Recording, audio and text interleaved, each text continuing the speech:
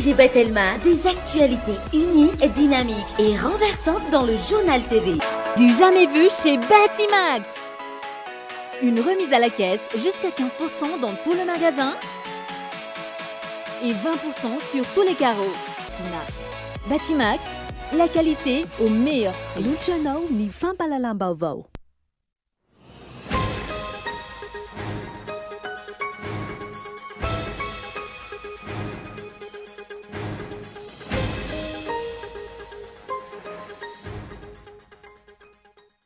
Ny tsy fampina na ny tsy fisian'ny fifampitaizana sy ny fanaraha-maso ireo olona nampindramina ny fahefana no isan'ny mantony mahatonga ireo endrika fanaparam-pahefana miseho landy ankehitriny hoy Paul Rabary.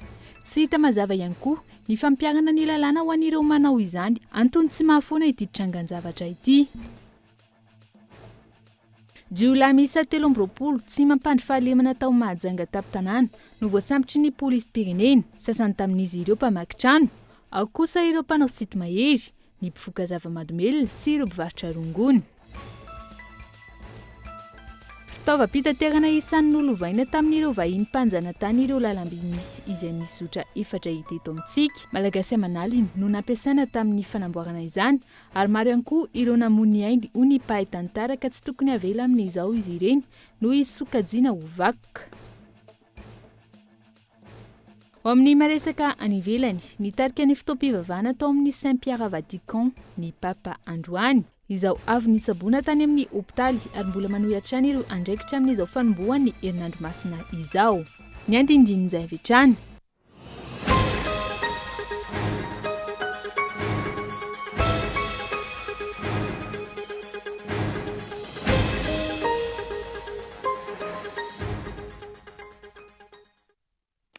Alahady 2 aprily 2024 sy 2025 manatitra ny araba tonga kilasy tonga vavy tonga soa indray to amin'ny fampahalalam-baovao ny Kolo TV ho amin'ity alina ity.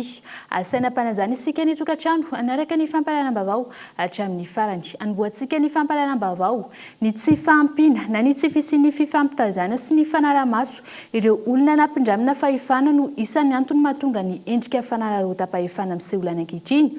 Hoy Paul Rabary, tsy hita mazava ihany koa ny fampiarana ny lalàna amin'ireo izay manao izany ka antony mahatonga ity tranga ity. Fanadadiana eo amin'ny sariny Ilarina Soniaina.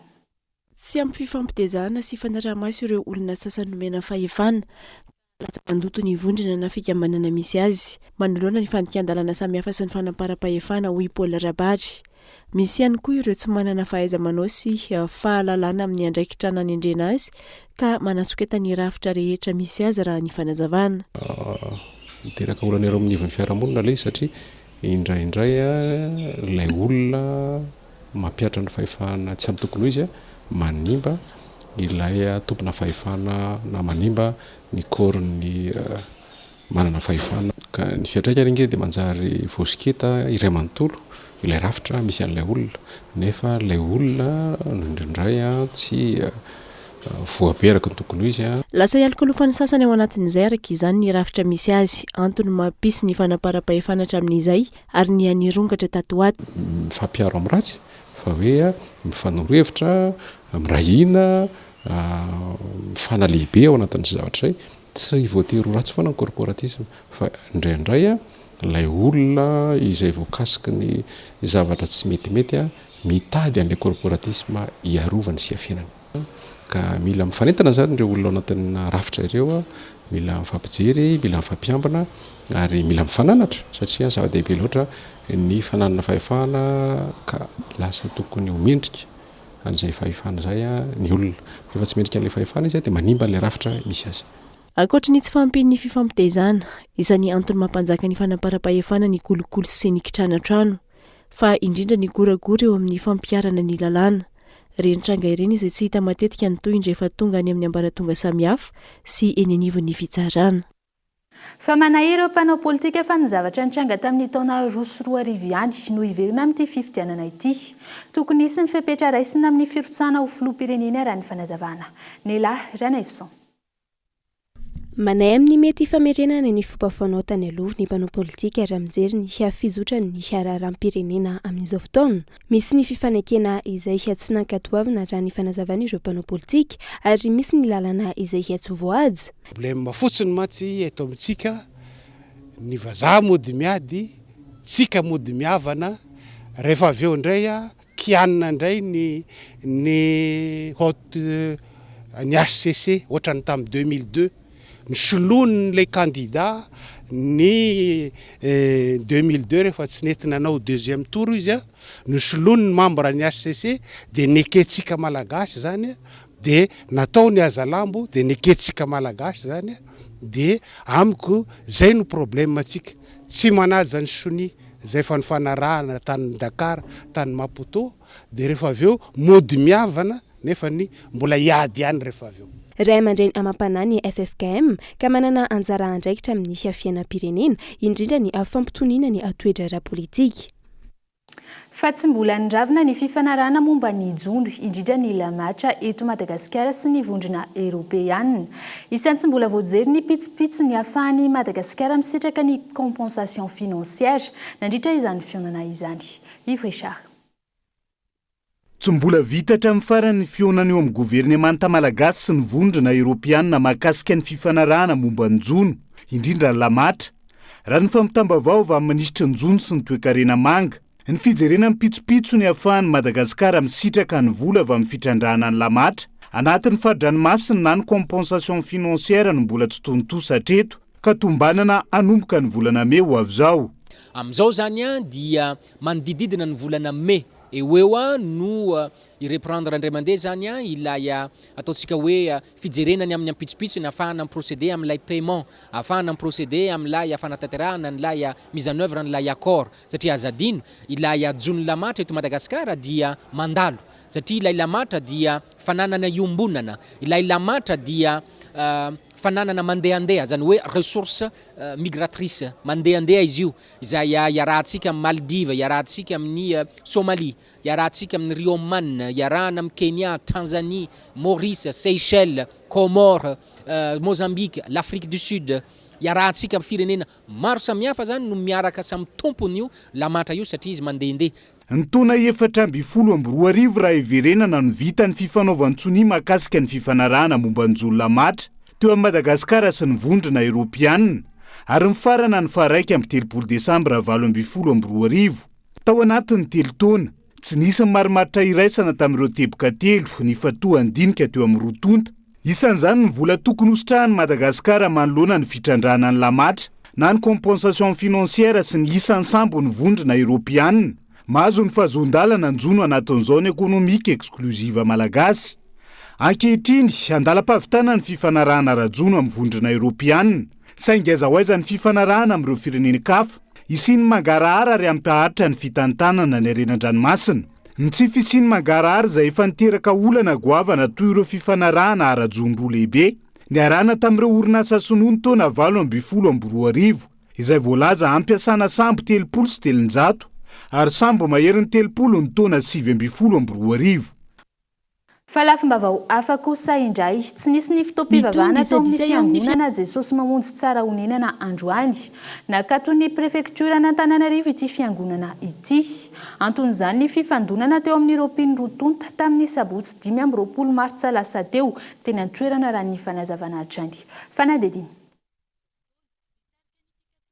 Mitony disadisa eo amin'ny fiangonana Jesosy mamonjy amin'izao fotoana. Nitarika ny fikatona ny fiangonana Jesosy mamonjy tsara honenana izany ankehitriny. Nakato ny prefektura n'Antananarivo ny fiangonana tsara honenana. Fanapa-kevitra taorian'ny disadisa sy fifandonana tamin'ny rotonta ny sabotsy 20 Martsa 2024. Ny sabotsy 20 Martsa 2024 tolakandro teo dia tonga teny tsara honenana ny andian'ny olona maro. Nanery ny mpiandro tanàna anokatra amin'ny vavahady mba hidira. Nampandre ny tompona andraikity ny fiangonana ny mpiambina. Tonga teny ny mpino namoaka ireo mpanambotra spity tamboletra am-piangonana ireo. Raikitra ny sakoroka sy miady. Tsara ho marina fa nitondra arme blanche ireo andian'olona ireo ary nifanehitra tamin'ny olona maromaro namoaka azy tao am-piangonana mitondra afa-tsy ny vatantenany. Miantso amin'ny fandraisana andraikitra ireo tompony andraikitra isan-tsokajiny ireto-pino ao amin'ny fiangonana Jesosy mamonjy tsara honenana. Ny fanapa-kevitry ny prefektiora izay nambara ho mitanila raha ny fanazavana hatrany. Aminay, izao fanapa-kevitra raisin'Andriamatoa prefet de police zao dia manome rariny ny mpanano bohitra. Tena miangavy ny mpitondra fanjakana rehetra mba hijery sy hamaky ny zava-misy ato amin'ny fiangonana Jesosy mamonjy. Trangatelo no lazainay. Nisy ny korotana sy ady ary olona torana naratra maro tao amin'ny foibe akorin-drano izay nandritra ny herinandro maromaro no mitrangany zany. Tonga eny amin'ny fitsarana ambaratonga voalohany aza ny raharaha tsy misy ny fanakatonana fiangonana satria ny ankolafy Randrianatoandro Raymond no nahazo anakorin-drano. Androany teo amin'ny tokotany-piangonana tsara honena no nanao fivoriana sy fotoana ireo mpino tao amin'ity fiangonana ity. Raha tsy ahivina, taoriany disadisa teny amin'ny fiangonana Jesosy mamonjy Foibe, nahitana korotana ihany koa tetsy amin'ny fiangonana Anosy-be. Androany no nankalazaina ny sampakazo ho an'ny finoana katolika. Ny fandiniana ihany koa ny fijanon'I Jesosy Kristy mialohan'ny nanomboana azy tamin'ny hazo fijaliana. Fiomanana amin'ny Pasika ihany koa ny androandroany herinandro masina izay nanomanan'Andriamanitra ny fanomonjena antsika olombelona araka ny voarakitra ao anatin'ny Baiboly. Dia izay ihany koa mamarina ny tapany voalohany ny fampahalalam-baovao amin'ity alina ity. Manome fotoananao aoriany doka varitra fohy.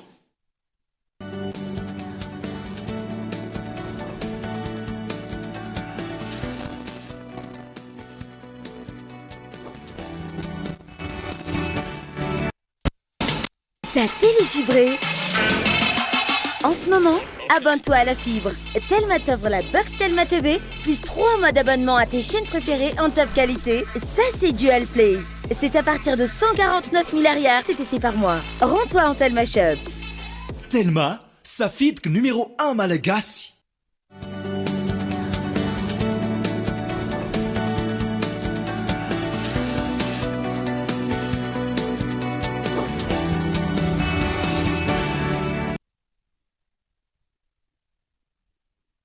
Mamerina ny araba tony kilasy tongo vavy.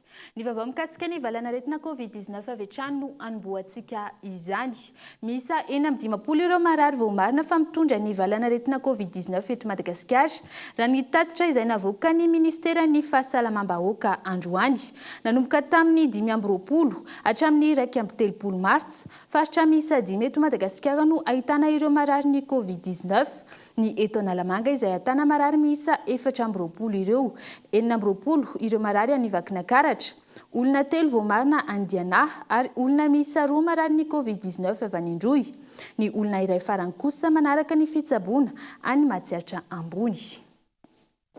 Fa toy ny mahazatra isaky ny alahataky izao dia tantarana toerana na zavatra iray manamarika ny Madagasikara no arahintsika eto amin'ny fampahalalam-baovao. Fitaovam-pitaterana isan'ny nolovaina tamin'ireo vahiny mpanjana tany ireo lalam-by misy izay zotra misa 4 eto amin'ny tsika.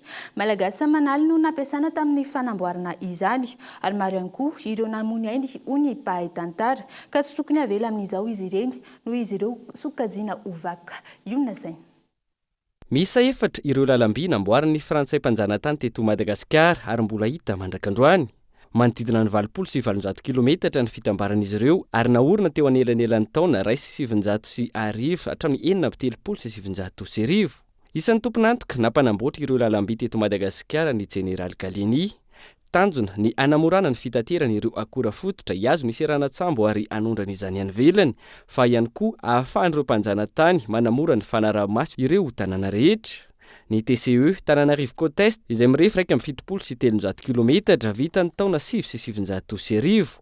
Ny MLA Moramanga Lakalotra mirefy 170 kilometatra vita ny taona 700. Ny TA na ny Tananarivo Antsirabe mirefy 750 kilometatra ary vita tamin'ny taona 700 ihany koa. Ary ny FCE na ny Fianarantsoa Est no namarana izany ny taona 700 izay mirefy 770 kilometatra. Dia tsy hoe ny volam-panjakana nanovana an'izy io, isy apahany aloha volam-panjakana, fa nanotrosa mihitsy ny fanjakana kolonialy tamin'izany. nitrosa tany frantsa ary rehefa avy eo a Madagasikara satria zanatany a dia le zanatany malagasy zany rehefa avy eo a no amin'ny alalan'ny aba sy amin'ny alalan'ny impôt no nandoa an'ilay trosa dia na ny vazary a na ny ingénieur amin'izao fotoana zao na ny gasy ingénieur amin'izao fotoana zao na ny vazaha ingénieur amin'izao fotoana zao a dia miaiko tokoa fa nisy prouesse teknolojika natao tao na ohatra tsika mahita an'le boucle rehefa mandeha amin'izao moa efa tsisy tsony ny train de voyageur ny antony a fa rehefa tena mijeritsika hoe mandeha amin'ny lalam-by reny a na le isan'ny tonelina fotsiny ary a tena hoe ahoana ny fomba nanamboarana an'ireo zavatra ireo a foto-javatra ireo a tamin'izany fotoana andro zany. Ankoatra ireo malagasy nanafatra teratany sinoa ihany koa ny frantsay mpanjanaka tamin'izany fotoana izany nanampy tamin'ny fanafanganana ny fahavitan'ireo asa. Io no isan'ny antony mahatonga ireo antsoina hoe sinoa gasy monina any amin'ny faritra atsinanana maro mandrakandroany. Aina malagasy maro no nafoy nandritra ny fanamboarana ireny lalam-by ireny hoy ny mpaitantara ka tsy tokony avela amin'izao ireny fotodrafitrasa ireny. Ary zay mahatonga azy hoe vakoka anankiray a tokony arovana dia arovana satria nisy ain'olona maty tao anatiny tao a fa raha jerevana ny olona zany hoe niasa tamin'ireny foto-drafitrasa ireny a dia amanaly ny taremarika tena hoe mazava angamba hoe précis a mety sarotra ihany fa ny zavatra tokony ho fantatra be dia be tamin'ireo mpiasa no tsy nandray karama fa ataontsika hoe mikarama vary masaka angamba satria omena sakafo hohanina izy a fa indraindray a tsisy karama ao ambadika ao na misy ihany le karama fa ambany dia ambany. Efa elaela ihany tsika nahazo ny fahaleovantena mbola tsisy aloha lalam-by akohatr'ireo namboarina tamin'ny fanjanahantany a namboarina teto Madagasikara. Ny zavatra fantatro zany a dia ny lovaintsika ireo lalam-by misy amin'izao fotoana izao. Tsy ampirinasa intsony ny ankamaroan'ireo fitaterana an-dalam-by amin'izao fotoana izao noho ny tsy fampiny fikojakojana nanomboka tamin'ny fahazahoana ny fahaleovantenany mankaty.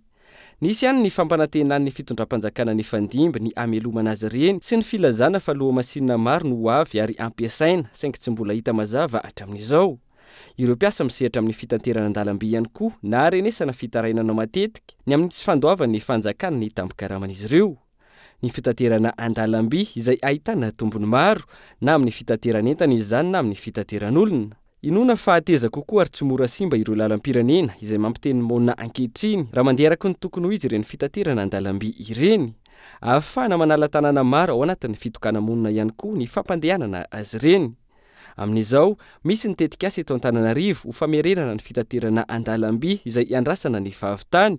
Eo ihany koa ny famelomana ireo zotra hafa voalaza etsy ambony izay isan'ny stratejika ho fampandrosoana ny firenena. Tena manga hoan'ity ny rotsirotsinao malasa no fiary maverity. Fa nametraka lamina vaovao ny fiadidiany tanàna Antsiranana manoloana ny famaroana ireo mpivarotra friperie any an-toerana. Nisy araka izany fanomezana azy ireo toeram-pivarotana manodidina ny 400 isa ao amin'ny boulevard Binao avy amin'ny fiadidiany commune Antsiranana. Tragno efa mirefy 3 metatra ny halavany, 2 faingo 7.5 metatra ny sakany ary 2 sasany metatra no ahavony.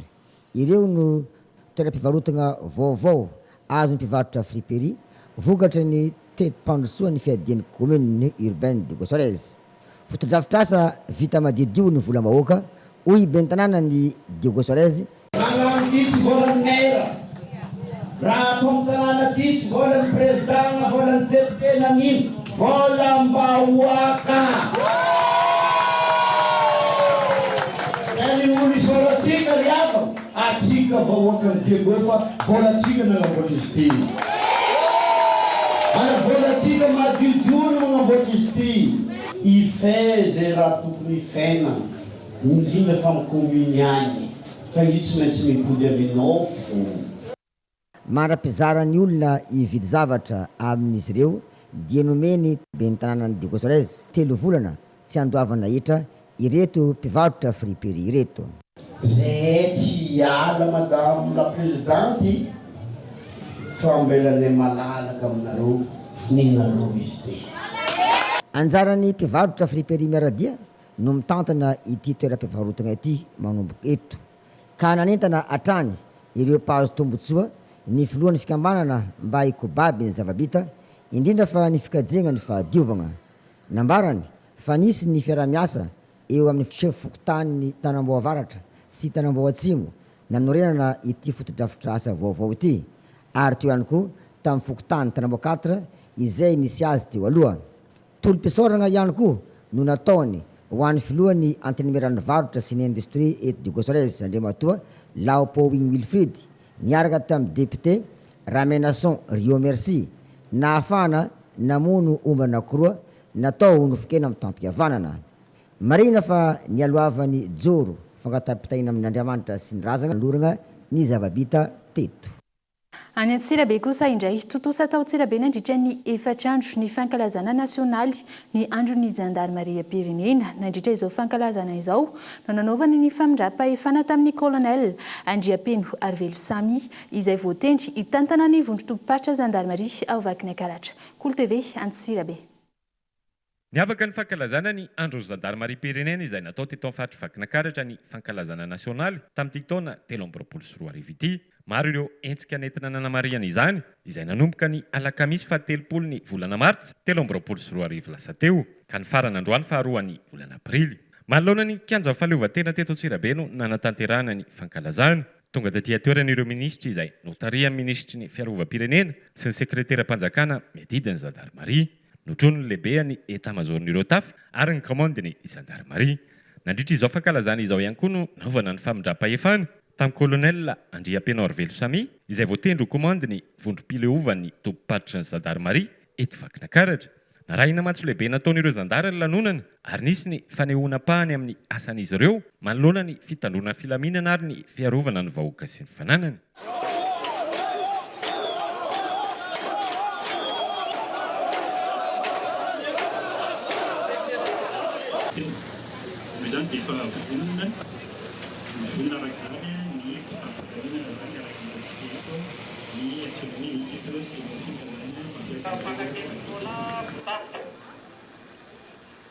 Taori lanonana ara-miaramila dia nirosy tamin'ny fanokafana tamin'ny fomba ofisialy ny fankalazana ny andro jandarmaria izay natomboka tamin'ny fotoam-pivavahana ary nandritra izany fotoana izany no namela hafatra ho andreo zandary ny sekretera-panjakana eo anivon'ny fiarovam-pirenena miadidiny jandarmaria nandritra fandraisam-pitenenana izay nataony. Alohany ampitako ny hafatra ary dia mamela mba ampita an'ity hitahitam-po avy amiko manokana sy avy amin'ny jandarmaria-pirenena.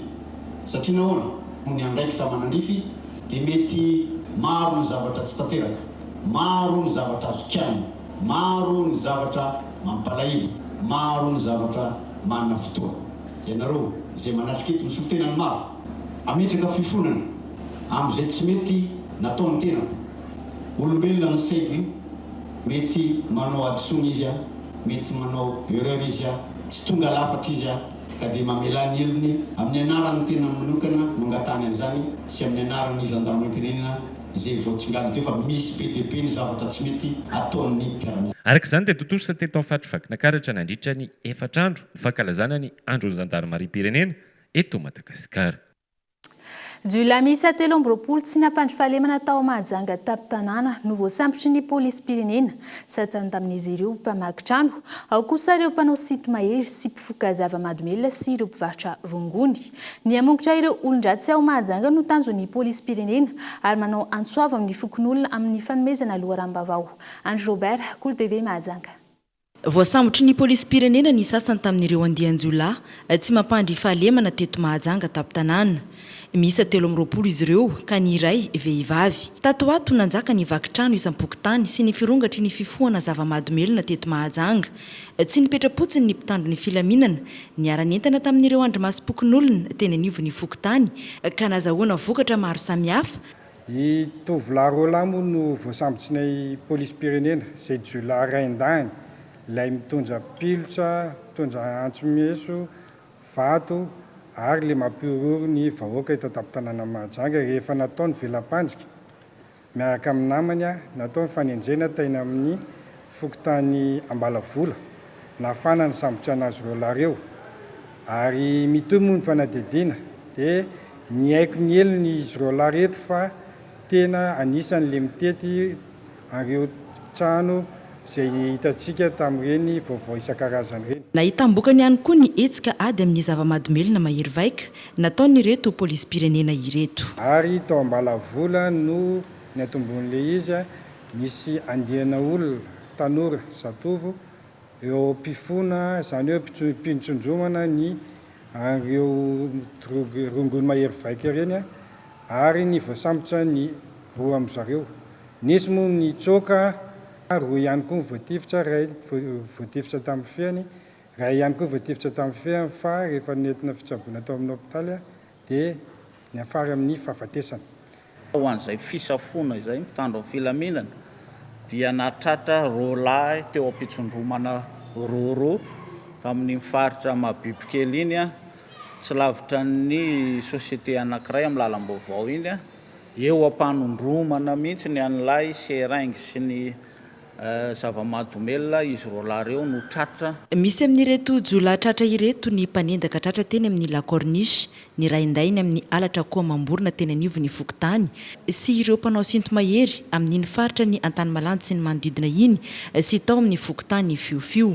Ho an'ny fokotany Ambondrina tratra ihany koa ireo jiolahy mpamaky trano, ny mpangalatra bloc moteur sy ireo mpifoka zava-mahadomelona teny amin'ny manodidina ny FIP Antany Masaja. Mbola misy karoina ny sasany naman'ireto jiolahy ireto izay anentanana atrany ny vahoaka ny Mahajanga amin'ny fanomezana ny loharanom-baovao amin'ireto polisym-pirenena ireto ahafahana mamongotra ireo olon-dratsy izay tsy mampandry fahalemana eto an-tampon-tanàna ny Mahajanga. Fa tsy mitsambitombo ny olona autista eto amin'ny tsikana tsy mbola misy aza ny tarehimarika mazava ho ny avy eo anivon'ny fikambanana autisme Madagasikara malao ankilan'ireo zo vohitsakitsaka ka anaovan'ireo adisisika amin'ireo tompony andraikitra isanambaratongany. Io na sainy. Olona iray amin'ny zato no autista maneran-tany ary tsy mitsambitombo ny tarehimarika ho ny eo anivon'ny fikambanana autisme Madagasikara. Ny autisme izay miseho amin'ny olana ara-pifandraisana, ara-pitenenana, eo ihany koa ny fahasarotan'ny fiara-miaina eny anivon'ny fiarahamonina. Ny dingana voalohany aloha dia ny ray aman-dreny na ny mpampianatra matetika mahita hoe hafahafa ty zazy ty, misy an'le fihetsika miverimberina, fihetsika hafahafa, lay tsy miteny, tsy afaka tafiditra ao anatin'ny fiarahamonina. Rehefa misy izay dia manantona mpitsabo ihany ny tena mety. Manampina mpitsabo miteny hoe misy an'izao zavatra izao, ny mpitsabo no manao an'ilay référencement. Ny tena diagnostika tsinona dia spécialiste ihany no manao anazy, spécialiste maromaro, orthophoniste, psychologue, pédopsie moa zany ho an'ny ankizy kely, ny psychomotricien, ny orthophoniste, eo ihany koa ny aty amin'ny resaka génétique sy ny resaka aty amin'ny resaka atoto. Malheureusement mbola tena vitsy ireo eto Madagasikara, lafo ary mivangongo eto Antananarivo. Ny afaka atao ihany koa raha ohatra ka tsy misy andreo dia manantona fikambanana. Ankoatrany tsy fananana antotana isa-marina, maro ihany koa ireo olana sedrain'ireo autista izay tsy mbola voavaha tao anatin'izay 10 taona nijoroany fikambanana autisme Madagasikara izay. Mbola tena vitsy ny sekoly, mbola tena lafo ny sekoly, mbola tena vitsy ireo manam-pahaizana izay tokony mandray an-tanana ny zanakitsika dia manao antsoavintsika structure.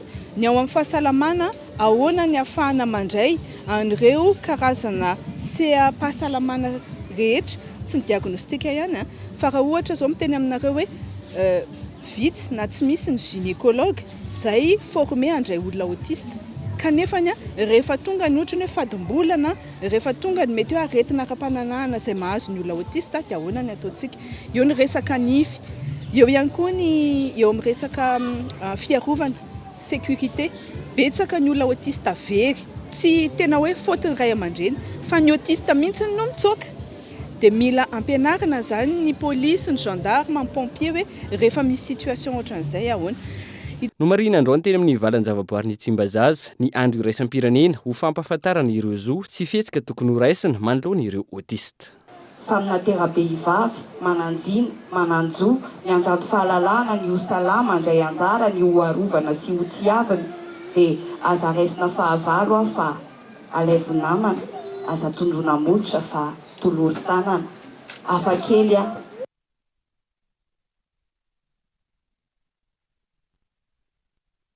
Bazafy etsika izay tafiditra ao anatin'ny fanamariana ny fahasivifolo taona ny ity mpanankanjo ity. Raha antsika ary nisy sary mikasika izay.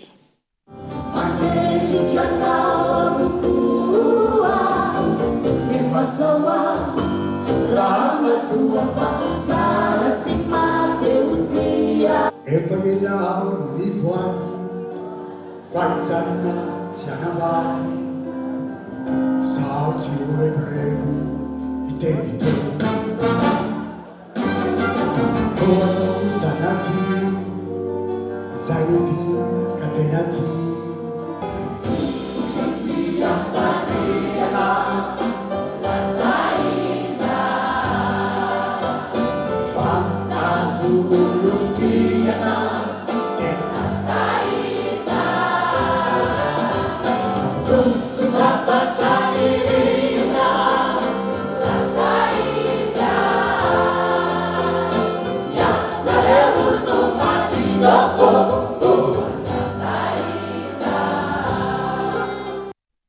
Ho amin'ny maresaka any ivelany nitarika ny fotoam-pivavahana tao amin'ny Saint-Pierre Vatican avy hatrany Papa François androany rehefa avy nivoaka ny hôpitaly omaly.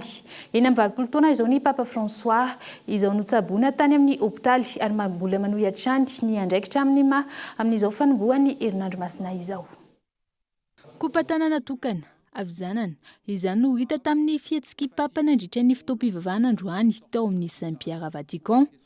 Andro voalohany izay nivoanany hôpitaly rehefa avy notsaboina mikasika ny bronchite.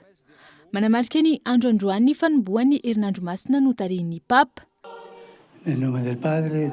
Mahatratra 3 alina mahery ireo mpino tonga nanatrika ity fotoam-pivavahana ity. Afalinany an'ireo mpino katolika nahita ny fahasalaman'ny Papa François. Raha ny fantatra, mitatra hatrany ny toe-pahasalaman'ny Papa amin'izao fotoana. Tsy afaka nitsangana maharitra ny tenany raha ny hita androany. Raha tsy ivona. Nantitra ny terin'ny Papa François teo aloha ny mikasika ny fametraha-pialany raha toka tsy mihatsara ny fitoe-pahasalamana. Ny volana martsa lasa teo kosa ny tena nonana mafy fa tsy mbola ho avy izany fametraha-pialana izany.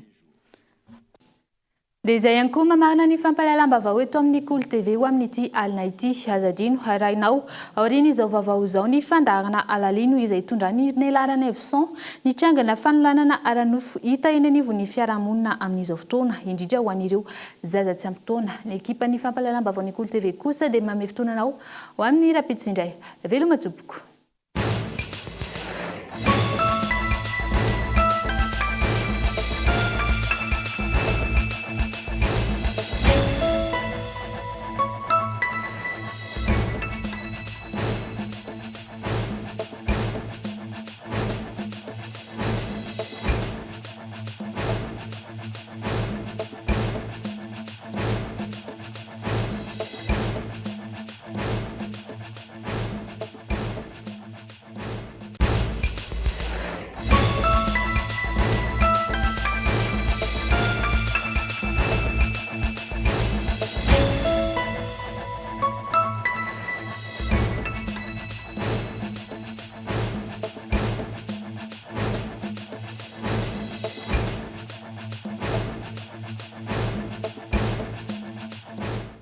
Du jamais vu chez Batimax.